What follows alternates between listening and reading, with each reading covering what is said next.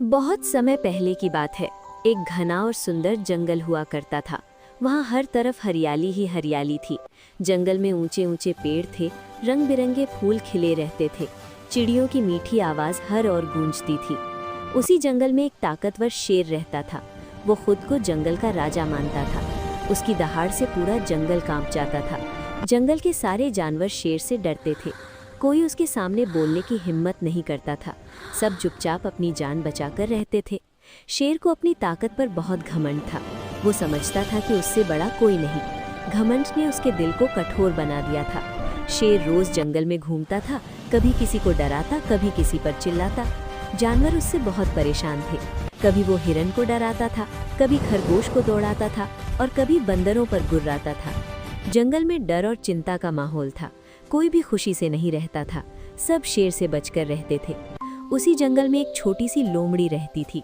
वो बहुत चालाक और समझदार थी, लेकिन दिल से बहुत अच्छी थी। लोमड़ी लड़ाई नहीं चाहती थी। वो हमेशा बुद्धि से काम लेती थी। उसका दिमाग बहुत तेज था। लोमड़ी जंगल की हालत देखकर दुखी रहती थी। वो चाहती थी कि सब शांति से रहें, लेकिन शेर की वजह से ऐसा नहीं हो पा रहा था। एक दिन शेर बहुत भूखा था। उसका गुस्सा भी बहुत बढ़ा हुआ था। वो जोर जोर से दहाड़ता हुआ निकला। शेर की दहाड़ सुनकर जानवर भागने लगे। कोई झाड़ियों में छिप गया तो कोई पेड़ों के पीछे। तभी शेर की नज़र लोमड़ी पर पड़ी। लोमड़ी अकेली खड़ी थी। शेर ने उसे घूर कर देखा। शेर ने गुस्से में कहा, आज तुम ही मेरा भोजन बनोगी। लोमड़ी डर गई, लेकिन शांत रही। लोमड़ी ने सोचा डरने से कुछ नहीं होगा, उसे दिमाग से काम लेना होगा, और उसने योजना बनाई। लोमड़ी बोली, महाराज, मुझे खाने से आपका पेट नहीं भरेगा, मैं बहुत छोटी हूँ। शेर हैरान होकर बोला, तो फिर क्या करूँ? उसका घमंड अब भी साफ दिख रहा था। लोमड़ी मुस्कुराई और बोली, मैं आपको एक बहुत बड़ा शेर दिखा सकती हूँ जो आपसे भी ताकतवर है। शेर को बहुत गुस्सा आ गया। उसने कहा, मेरे जंगल में मुझसे बड़ा? चलो दिखाओ। लोमड़ी शेर को नदी की ओर ले चली। रास्ते में शेर दहाड़ता रहा और अपनी ताकत दिखाता रहा। वे दोनों नदी के किनारे पहुंचे। नदी का पानी बहुत साफ था। सब कुछ शीशे की तरह दिख रहा था। लोमड़ी बोली, महाराज, पानी में देखिए, वहीं रहता है वो शेर। शेर ने पानी में झांका। उसे अपना ही प्रतिबिंब दिखा, लेकिन वो समझ नहीं पाया। शेर को लगा सामने कोई और शेर है।